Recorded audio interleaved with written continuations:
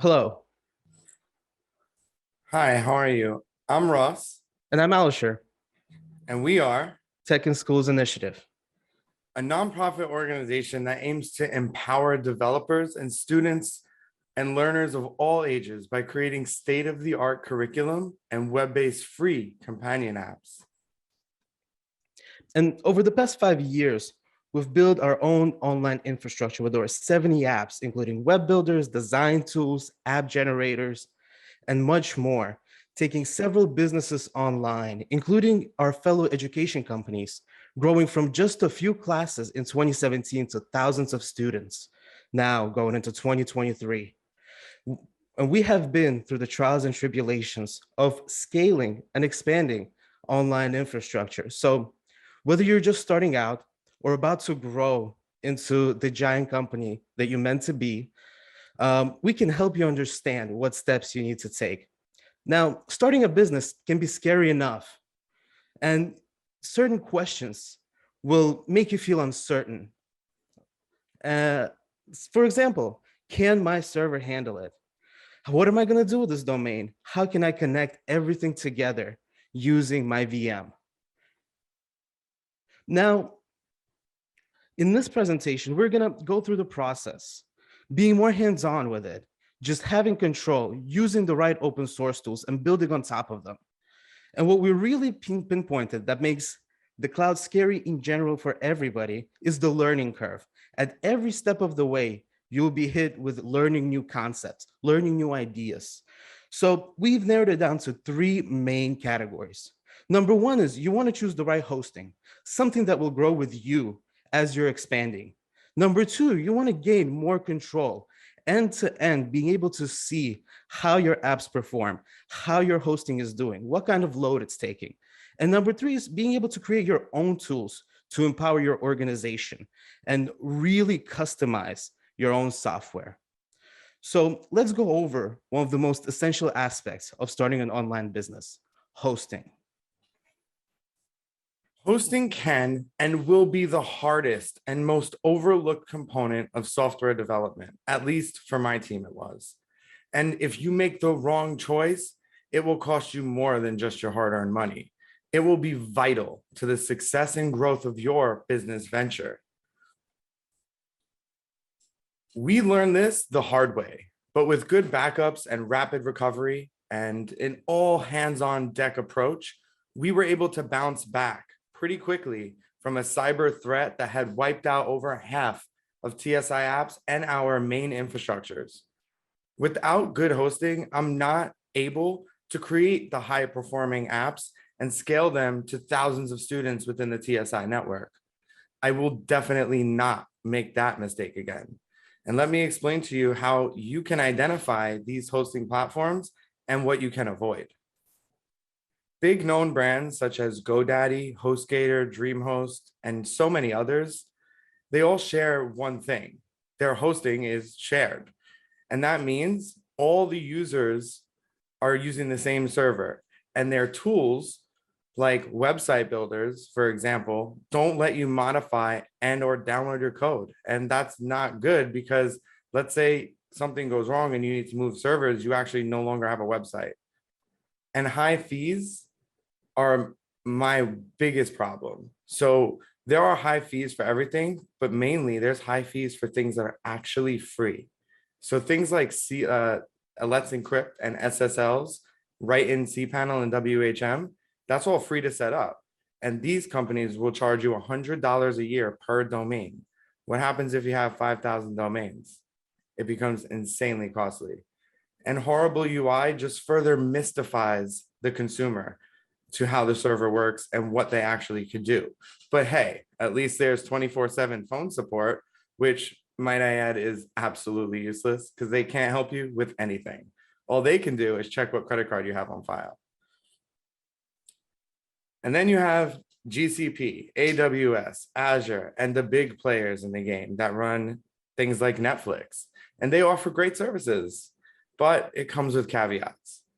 This concept is a personal struggle I faced as the owner of TSI. Each service is separated, which is great and compartmentalized, but it comes with high costs for basic things like shell access, which should be free. So why is there a service $100 a month just to access the server shell? And as powerful as these systems are, they come with risks. Because tickets that you create with support can have up to 20 representatives assigned to them at any given time, problems can take from 30 to 60 days to actually get resolved, even major outage problems. And hidden services can be the downfall of a server admin. Hackers were able to get into the management of our big hosting provider, not our code. And for us, we have 100% uptime is mandatory for our students. So 60 days offline would not work. And then you have out the happy middle is what we call it. DigitalOcean allowed us to scale without the fear of obscure, unclear costs. Building without limits of hidden services and limitations is what we were missing in our infrastructure stack. And deployment is so fast and easy. Sometimes when I build things, I'll build 3 to 5 droplets at a time with different configurations until I'm happy with the proper configuration that I chose. And DigitalOcean's amazing backend UI is what we needed. It's as if the people at DO creating this dashboard actually like their customers, which we at TSI truly appreciate. And end-to-end control, being limitless, is what we love. And Alisher is going to tell you more about that. So your smaller brands like GoDaddy, HostGator, DreamHost, they will make you feel like they're on their side. They heavily market themselves as the mom and pop shop of the hosting providers. However, things slowly start to unravel as you dig deeper and you actually start using them. So smaller providers like GoDaddy, they'll force you to request changes to the server. For example, if you want new versions, that's something you'll need to request and potentially even pay more for. And then there's an issue of trust. Representatives are able to access every aspect of your account, and without your knowledge, can even shut down and move your content. And in general, you're going to face a lot of limitations with shared hosting, whether it's a domain, the number of subdomains you're allowed to create, or just the SSL that they charge you astronomical amounts for. Now, the big names are not much better. You get control, however, you don't get much direction. They're completely uninvolved. Personally, for us, we had a situation with a big name provider where our account got hacked. And unfortunately, we were not able to recover any of our infrastructure simply because representatives did not know how to get in and how to recover it. Or there's so many levels of management between us and the person in the engineering department that we need to help us that it'll just never get to them and get lost in the stack of papers. Now, what we found to be the most useful when it comes to management and what we've used for years, even when we were on the shared hosting with GoDaddy, is cPanel. Now, cPanel is available in the DO marketplace. It's available in almost every marketplace, and the installation itself is fairly quick. You can achieve it with just one command line. Now, companies like GoDaddy and HostGator actually use cPanel and WHM to resell you the shared hosting, but we use it to have different apps separated from each other and be able to manage everything with ease. If an app is down, I'm able to go and pinpoint exactly which app is down, what part of the server it's affecting. It also has free add-ons and free SSL, something companies will typically charge you upwards of $300 a year for. Now, it also has easy management of domains.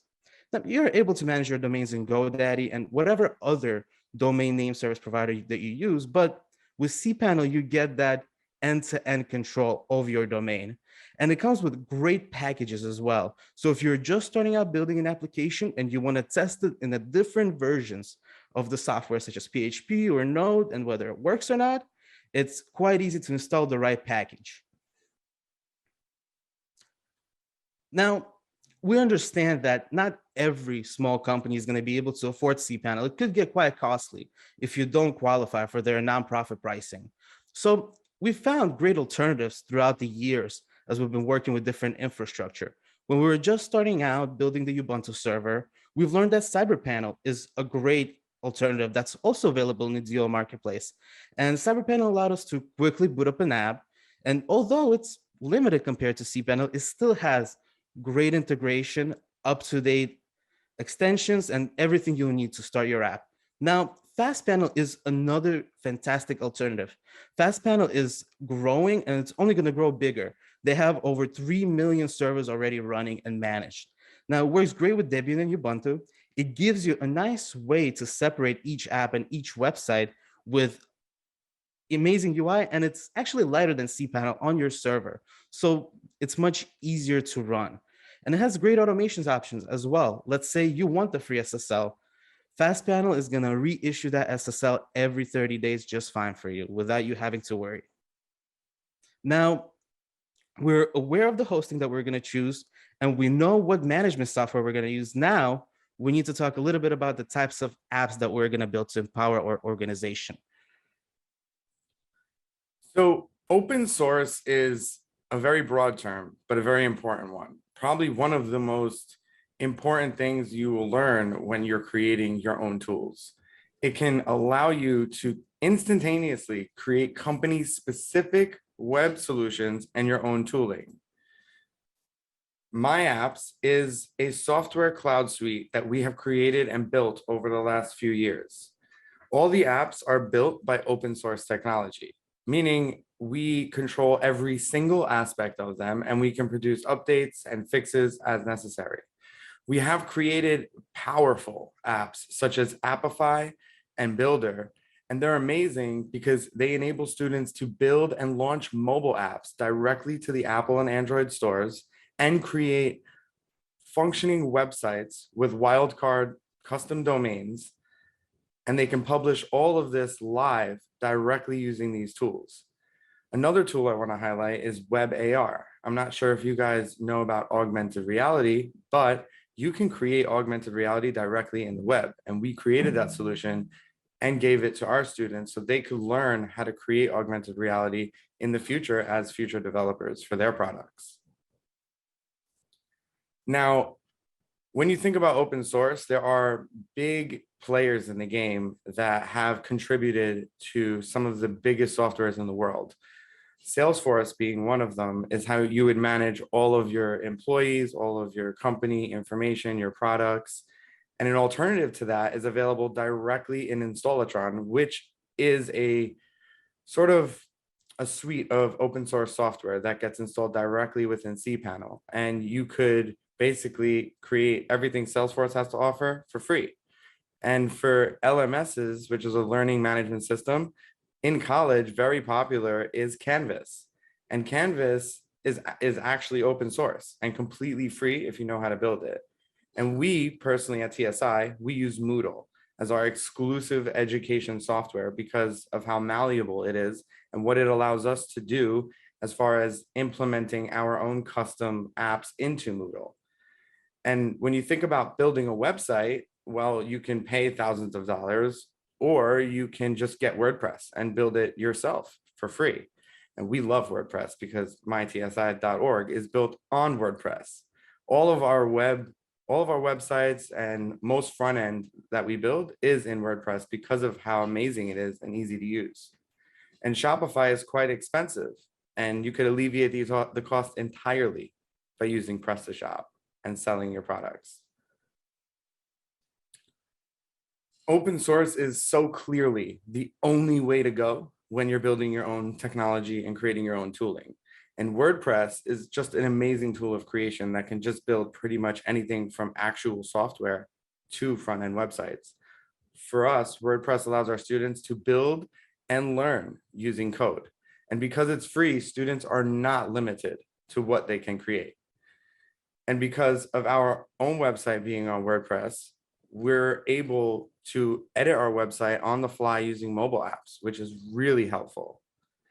And Moodle, being as expansive as it is, allows the students to go through their coursework while being fully integrated to the TSI ecosystem of applications.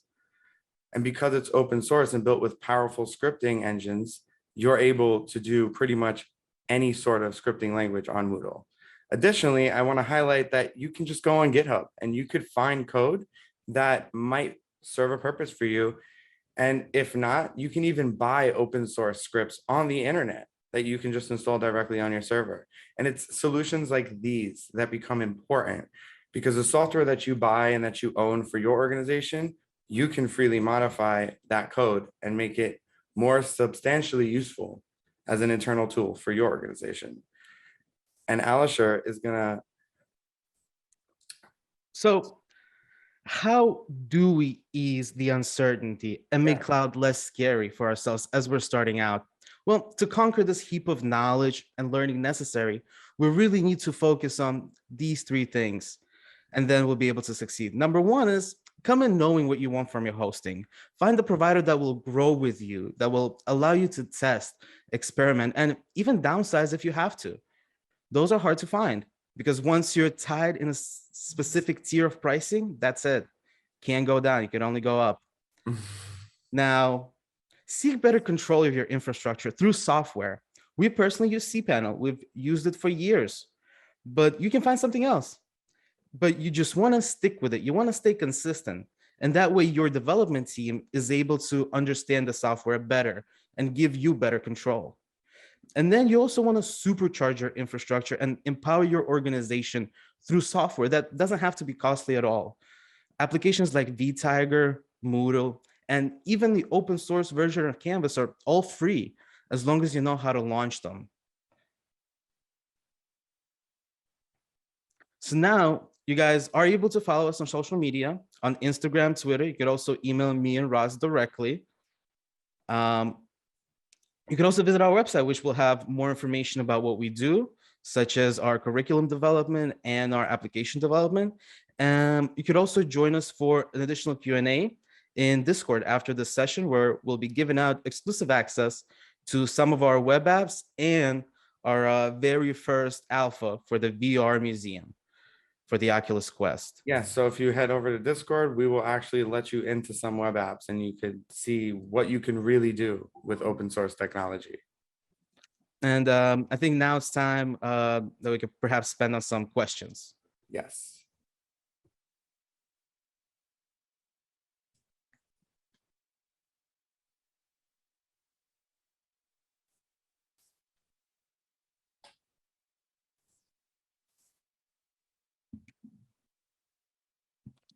I'm not seeing any questions. Should we take it to Discord?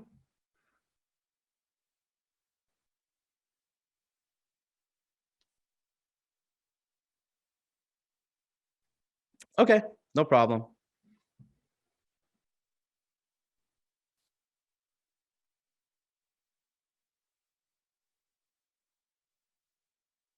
Well, while the questions are coming in, I think some things we could also mention is that you could buy a piece of open source code, something that a developer built that will give you a license for, that's perpetual. You own it forever. And what happens is you can build on top of it. There's plenty of sources that are available for, say, $50, $60 that you can buy a piece of code and easily build on top, white label, and make it part of your organizational information systems. Sure, that's literally how we did it. Please head over to Discord and we will be there to answer any questions and give out any demos. Yep. Thank you so much. Awesome. So thank you so much, everybody, for joining. And we'll see you guys in Discord. And look out for links to our new software that you can try out in a Discord.